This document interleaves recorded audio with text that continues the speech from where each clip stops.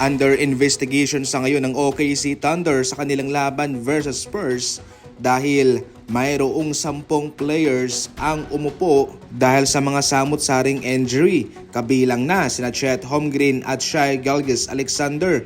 Mayroon po silang nakalagay na injury mga idol, kaya sila'y out. Stricto kasi ang NBA especially sa mga national televised games na bawal magpahinga ang dalawang star player ng isang kupunan, maliban na lang kung mayroon itong iniindang injury. Ngayon sila'y under investigation pero hindi naman nangangahulugan na sila'y mabibigyan ng parusa sapagkat mayroon ngang injury ang mga ito pagkatapos na magkaroon sila ng back-to-back games. Ngayon pa man mga idol, napakahalaga kung ano nga ba ang i-anunsyo ng NBA patungkol dito sa resulta ng kanilang investigasyon.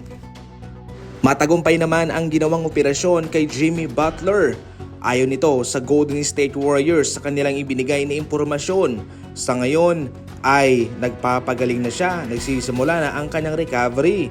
Ayon sa impormasyon mga idol ay posibleng makamiss sa pagsisimula sa next season itong si Jimmy Butler. Aabutin kasi ng nasa 12 buwan ang kanyang recovery o 12 months. So definitely ang isang NBA season ay mayroong 8 hanggang 9 na buwan. So mayroong malaking chance na itong si Butler ay pwede nang makabalik sa kalagitnaan ng NBA season kung papalaring maging positibo ang kanyang pagpapagaling at wala itong setback. Depende rin kasi yan sa katawan ng isang tao kung madali ba ang recovery o kung mabagal ba.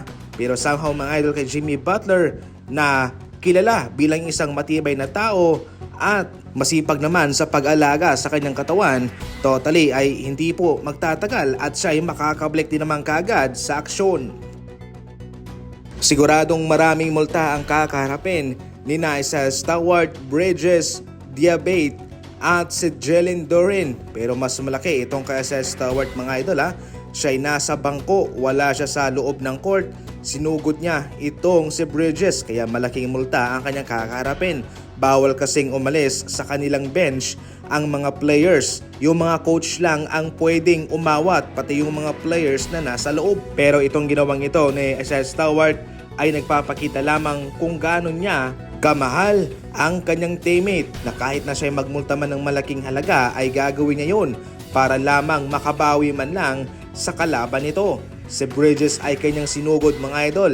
Walang nagawa ang mga coaches na nasa kay Bridges na nakapalibot. Ito'y kanyang naawat pa, naagaw niya at kinumbo-kombo pa mga idol. Ito yung hinahanap ng mga NBA fans para sa mga laban, para tumaas ang viewership mga idol. Sad to say, ito'y mayroong kalakip na multa para sa mga manlalaro na kung maliit ang sweldo mo ay siguradong aaray ang bulsa mo. Para sa mga NBA Fast Break balita, tumutok lang palagi and as always, thank you for watching.